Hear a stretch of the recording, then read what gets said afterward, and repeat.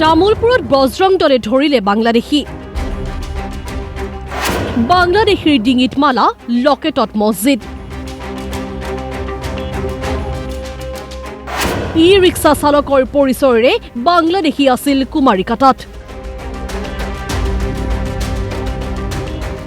উন্মুক্ত সীমান্ত পাৰ হৈ ভাৰতত সোমাই আহি পালে তামুলপুৰ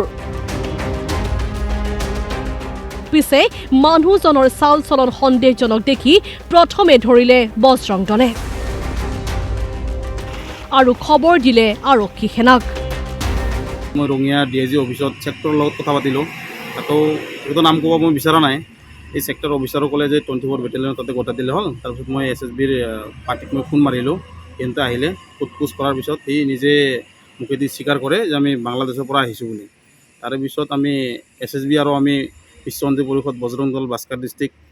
আমি মিলি আজি আমি কুমাৰিকাটা আৰক্ষী চকীত খবৰ দিওঁ আৰু লগতে থানাত আহিখিনি গতাই দিওঁ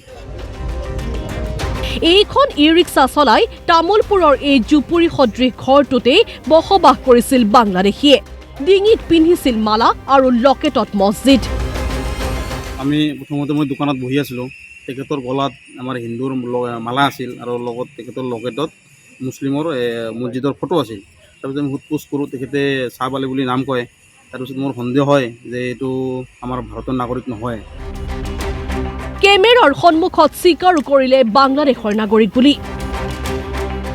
ক'ত ঘৰ আপোনাৰ বাংলাদেশ ये एक मास है ना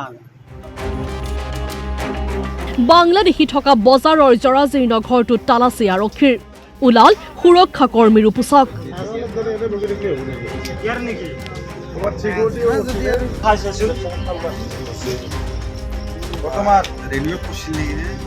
प्रागज्योति सिक्युरिटी सर्विस পুঁজি আনবা পাৰে এইটো কৰ পৰা কেনেকৈ আহি বাংলাদেশী পালে তামুলপুৰ আৰক্ষীক সঠিক তদন্তৰ আহ্বান স্থানীয় দল সংগঠনৰ আমাৰ সন্দেহ হৈছে তেখেতে বাংলাদেশী হয় বুলি ছাছপেক্ট হৈ আছে এতিয়া পুলিচে তদন্ত কৰি আছে আগন্তুক দিনত তদন্ত কৰক আৰু তাৰে লগতে আমাৰ তামুলপুৰ SP আৰু DC মহোদয় অনুৰোধ কৰোঁ যে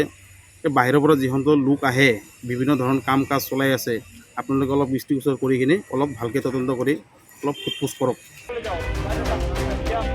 ভাৰত ভূটান সীমান্তৰ স্পৰ্শকাতৰ অঞ্চল কুমাৰিকাটাত আৰক্ষীক চোকা দৃষ্টি ৰাখিবলৈ আহ্বান